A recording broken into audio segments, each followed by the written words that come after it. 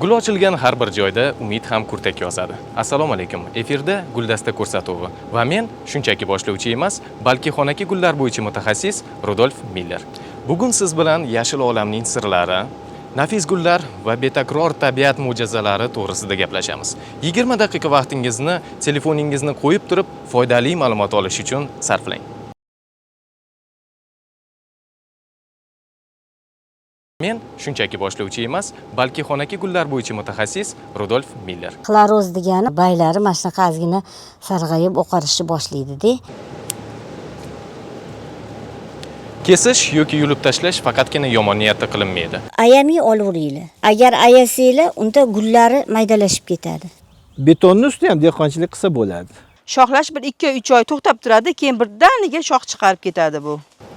Endi siz har shanba kuni shu vaqtda Guldasta ko'rsatuvining original sonini tomosha qilishingiz mumkin. Avvalgi ko'rsatuvlarimizda yashil qo'llar tanlovini e'lon qilgan edik. Allaqachon ziyrak muxlislarimiz tomonidan bizga suratlar yetib kelmoqda. Demak, tanlovning ilk ishtirokchisi Andijon viloyati Qo'rg'ontepa tumani Chamanzor ko'chasi 3-uydan Qosimbekova Marhaboxon bo'ldi. Andijonlik gul shaydosi o'z qo'li bilan yetishtirgan gullarni siz ham ko'ring va baho bering.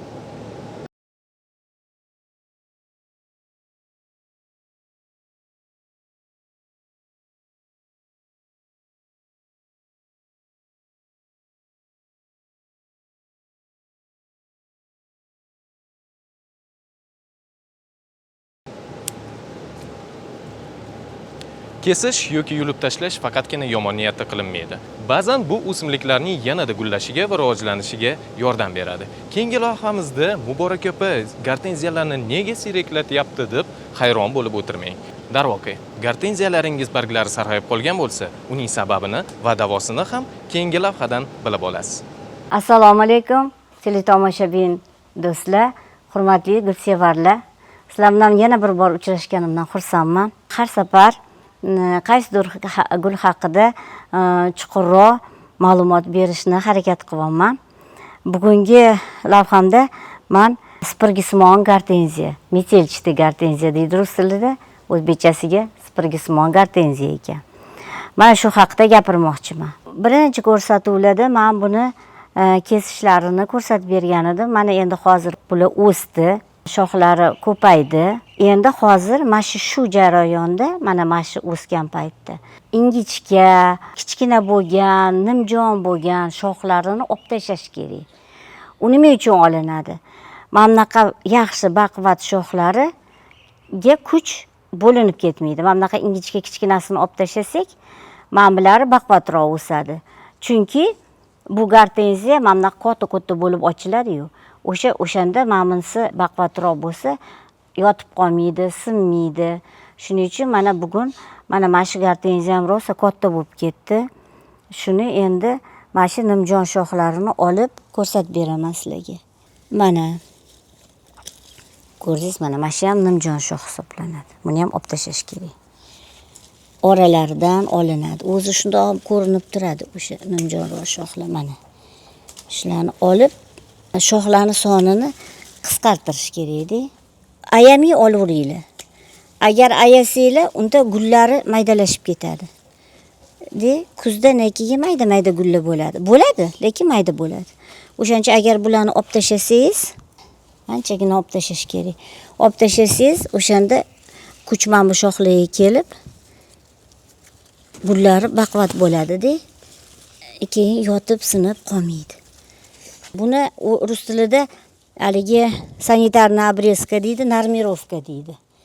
Mana shu normirovka deyiladi. Shu normirovkani qilishimiz kerak. Ayamasdan. Mana anchagina narsa oldik mana. Hozir sizlar aytarsizlar, balki hech narsa qolmadi-yu deb, yo'qoladi. Shu qolgani ham yetadi bizga.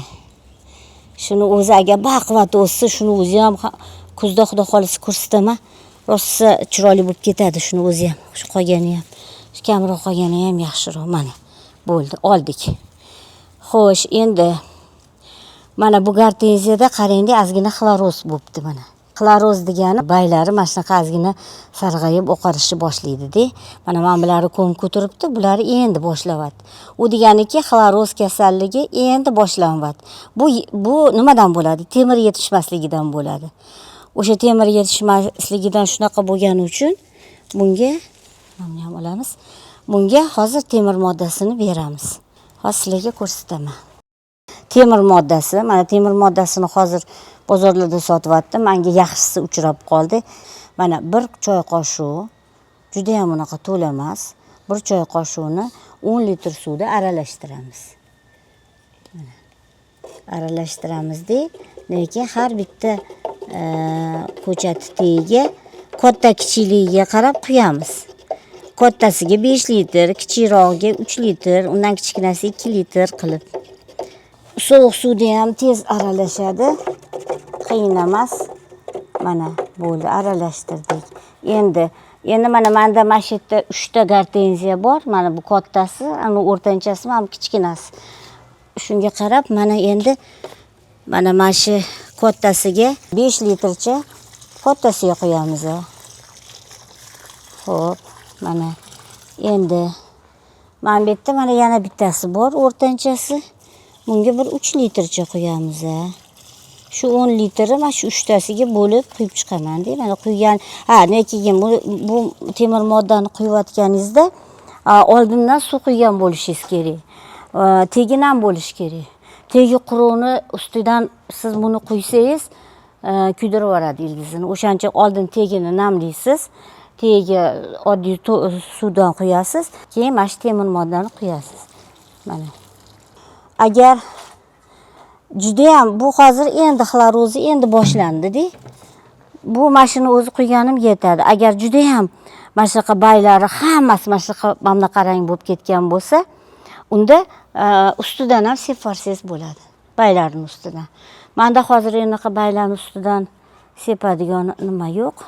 O'shaning uchun tagidan quydim, bo'ldi. Shu yoz bo'yi bir marta, uzog'im ham 2 marta mana hozir bu xloroz kasali erta bahorda bo'ladi, kuzda bo'ladi, ochilayotganda. Mana hozir bitta quyganimiz yetadi. Mana sizga bugun bermoqchi bo'lgan ma'lumotim shundan iborat. Shu bilan sizlar bilan xayrlashaman. Xayr, keyingi ko'rsatuvlarda uchrashguncha.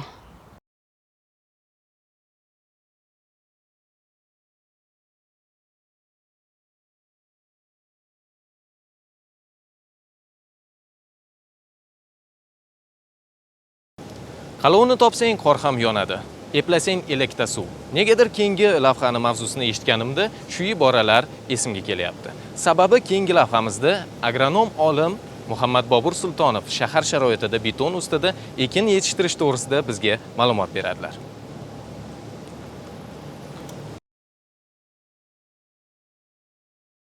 Assalomu alaykum, qadrli va men uchun aziz bo'lgan teletomoshabinlar. Bugun ham bir narsa haqida sizlarga aytib berishim kerak deb o'ylab qoldim. Bu shaharda dehqonchilik qilish. Hamma hayron bo'ladi, betonning ustida dehqonchilik qilsa bo'ladimi deb. Betonning ustida ham dehqonchilik qilsa bo'ladi. Va hozir qilayotgan eksperiment bu betonning ustida rezavor meva yetishtirish. Bu qulpinoy emas, qulpinoyni har yili ekish imkoniyati bor. Bu 10 yildan oshiq idishda yashashi mumkin bo'lgan bu maymunjonni yetishtirish. Men o'zim maymunjonni yaxshi ko'rganim uchun doim maymunjonni ustida ishlayman, imkoniyat darajasida ko'proq. Mana e'tibor bilan qaraydigan bo'lsanglar, 3 xil idishda 3 xil nav maymunjon turibdi. Mana bu birinchi idishda turgani bu Loch Ness navi, bu ikkinchi yilga hosil beradi. Lekin mevasi shirin va ko'p bo'ladi. Bu navni idishga ekkanim qo'limda bo'lgani uchun ekib qo'ygan edim. Mana bu ikkinchi yili, o'tgan yili olib ekkanman tayyor ko'chatni. Mana xuddi shu uslubni betonning ustiga qator qilib terib qo'yib, mana baklashkalarda ham yetishtirsa bo'ladi. Mana agar e'tibor bilan qaraydigan bo'lsanglar, mana baklashkaning ichida o'sib turibdi. Bu yerda eksperiment bo'lgani uchun biz har xil variantlarni ko'rib chiqdik. Ayniqsa mana bu baklashkada ekilganligi fotostoychivoy degan so'z bor, ya'ni quyosh nurida parchalanmaydi. Bu idish ko'p turadi. Demak, bizga ancha yil bu xizmat ko'rsatadi. Mana shuni agar oddiy simbag'azlarni shahardagi hovlida qilib, masalan, beton bo'ladigan bo'lsa, betonni ustiga mana haligi uzum chiqarib yuboriladi. Xuddi shunga o'xshab mana qilinadi-ku, ishkomlar qilinib.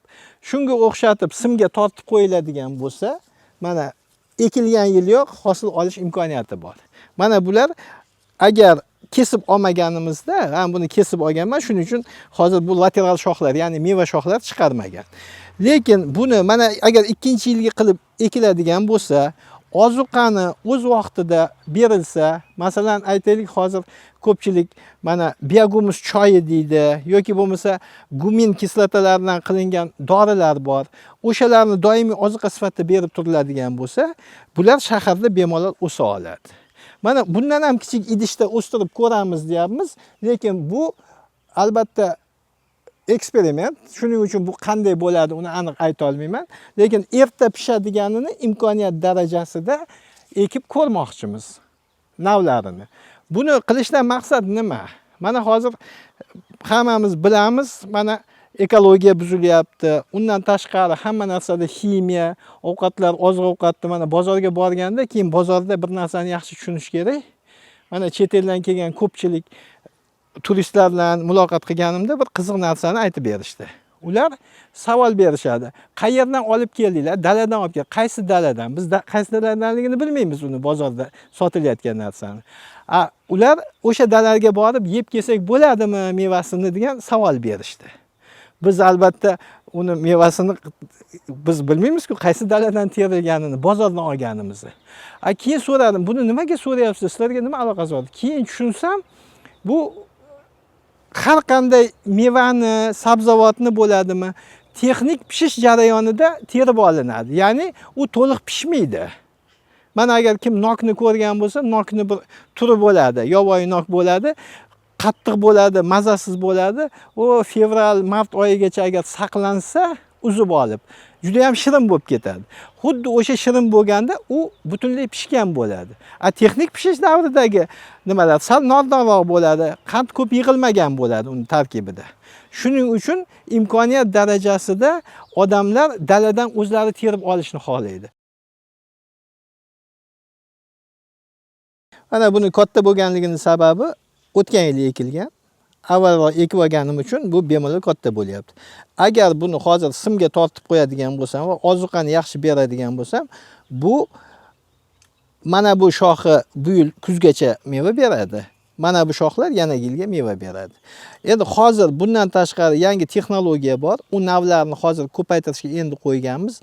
U navlar 2 marotaba hosil beradigan, ya'ni birinchi yilga shoxida ham hosil beradigan navlar, ularni agar nasib qilsa, ularni ustida ham ishlaymiz. Masalan, 1 yil hosil olgandan keyin kesib tashlab, ikkinchi yilga yana hosil olish imkoniyatimiz bo'ladi.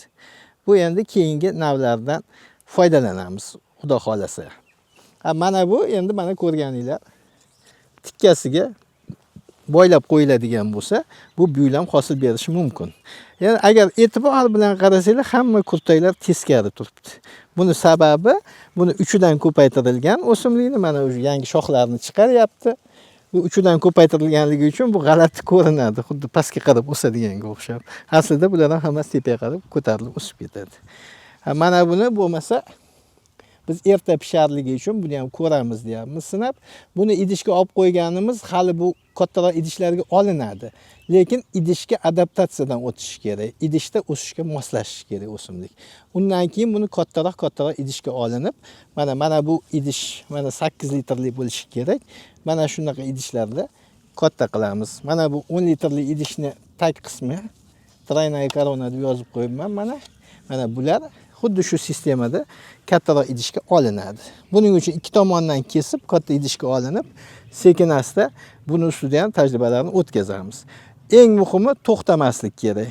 To'xtaganda shu bilan ish to'xtab qoladi. Tashkilotning o'rni bor yoki bir ochiq joy bor. U yerda hamma yoq beton. Ana o'sha yerda ham dehqonchilik qilsa bo'ladi. Mana shu ekinlarni idishda ekib, shaharning o'rtasida ham tayyor pishgan, sifatli narsani yetkazib bersa bo'ladi. Bu endi biznesmenlarimizga bog'liq. Agar ular buni qilishni xohlashsa, bemalol o'rgatishim mumkin. E'tiboringiz uchun katta sizlarga ham rahmat. Sog' bo'linglar, salomat bo'linglar. Ana shunaqa guldastamizdan turli xil mavzular o'rin olgan. Ana endi ekran qarshisiga xonaki gul shaydolarini taklif qilamiz. Keyingi lavhamizda ko'p yillik tajribaga ega mutaxassis Roza Mirzaxolovaning tajribadan o'tgan tavsiyalarini olamiz. Assalomu alaykum. Biz bugun sheflera gullari haqida gaplashamiz. Sheflera gullarimiz xonaki gullar hisoblanadi. Uy haroratida o'sadi. Quyosh yoqtirmaydi tikka quyoshlarni. Uy haroratida suvlarini vaqtida berib, qarab, parvarish qilinadigan gullar hisoblanadi. Sheflera gulimizni tuprog'iga keladigan bo'lsak, biyagomisdan, tuproqdan iborat bo'ladi. Iloji bo'lsa, kokosli turpoqlar chiqqan, hozir chet eldan kelyapti. O'shalardan aralashtirib ekilsa, gul tagida sal yumshoqroq bo'ladi-da, gul teglari. Tomir olishi tezlashadi, gulimiz tez-tez o'sib, baylari chiroyli yoyiladi. Agar tuproqlari kamroq bo'lib qolsa, baylari kichkina bo'lib tirishib qoladi gullarimizni. Sheflera gulimizni qalamchaq qilib ko'paytirish usullari mavjud. Bu ildizidan ko'paymaydi, urug'idan ko'paymaydi. Qalamcha qilib ko'paytiramiz. Shu sheflera gulimizni 4 ta 5 ta barg qoldirib, shu joydan kesilib, kitayskiy ro'zalarda fikuslarni qanaqa ko'chat qilgan bo'lsak, xuddi shunaqa qilib ko'chat qilinadi. Sheflera gulimiz suvni o'rtancha ichadi. Keyin sovuqqa ham bardoshliroq, qorong'i joylarda ham bemalol o'saveradi. Shuning uchun suvni qorong'iroq joyda suv kam ichadi, yorug'roq joyga qo'yilsa ko'proq ichiladi. Uy haroratidagi suvlardan quyilib qaraladi gulimizga. Bu sheflera gulimizni xonalarga qo'yiladi, fayalarga, koridorlarga qo'yilyapti hozir. Qorong'iroq joylarni ham bemalol o'zlashtirib, o'ziga o'rganib, moslashib ketadigan gulimiz. Bu gulimizni shoxlatmoqchi bo'lsak, yosh joydan ikkita shoxchasini olinadi, xom joyini olib sindiriladi. Keyin o'zi sekin-sekin shoxlayveradi. Shoxlash bir 2-3 oy to'xtab turadi, keyin birdaniga shox chiqarib ketadi bu. Sheflera gulimizni ko'chirib o'tkazish. Bu gulimiz hozir bu tuvakka ekilganiga 2 oy bo'lgan. Bu gulimiz 2 oy bo'lgandan keyin sentyabr oylariga borib, bo'ylari kattaroq bo'ladi, 1,5 metrcha bo'lgandan keyin boshqa tuvaklarga olib almashtirsak bo'ladi. Buni 5 litrli tuvakka olib almashtiramiz. Boya aytganimdek, o'g'itlarini, turpoqlarini joy-joyda qilib ekiladi. Suvlarni me'yorida berib, parvarish qilsangiz, chiroyli gul bo'lib, yana shoxlab ketaveradi bu gulimiz. Sheflera gulimiz ko'p yillik gul hisoblanadi o'zining yurtlarida. Bizda sovuq paytlarda, mana bu qish mavsumlarida tashqarida qolib ketsa, bu gullarimiz sovg'urib, nobud bo'ladi. Uy haroratida o'sadigan xonaki gul hisoblanadi. Sheflera gulimiz suv quyilmasdan issiq joylarda qolib ketsa yoki sovuq joylarda qolib ketsa, bu gullarimiz nobud bo'lib qoladi. Sheflera gulimizni balandligi 2 metrgacha, 3 metrgacha o'sganlarini o'zim guvoh bo'lganman. Ularni o'sib ketgandan keyin shoxlarini kesib ko'chat qilganman. Mana shu gullarimiz, ko'chat qilingan gullarimiz. Bo'y o'sib ketgandan keyin ko'chat qilib ekilgan mana torflarga ildizlagan. Shu 2 metr bo'lib gullarimiz bo'y o'sib ketgandan keyin bo'ylarini kesib ikkita bo'g'in, bo'ylaridan 3 ta bo'g'in qilib olib, kuz oylarida, noyabr oylarida qalamcha qilib, fikus qanaqa qalamcha qilgan bo'lsam, xuddi shu ravishda qalamcha qilib ko'paytirganman. Hozir mana ildizlar otib turibdi. Bularni xuddi shunaqa idishlarga olib, yoyadigan paytlarimiz kelib qoldi bu gullarimizni. Sheflera gullarimiz orqasidan yaxshi daromadlar qilyapmiz. Unaqa ja qimmat turmaydi. Ko'chatlari tursa bir 5 ming, 10 ming turadi. Kattalarini 10 ming, 15 ming, 20 ming shunaqa narxlardan sotamiz. Sheflera gulimizni ko'paytirish usuli shunaqa tartibda bo'ladi. 1, 2, 3 ta shox qolib, shu joydan kesiladi. Kesilgandan keyin buni kesib olamiz. Mana kesib olindi.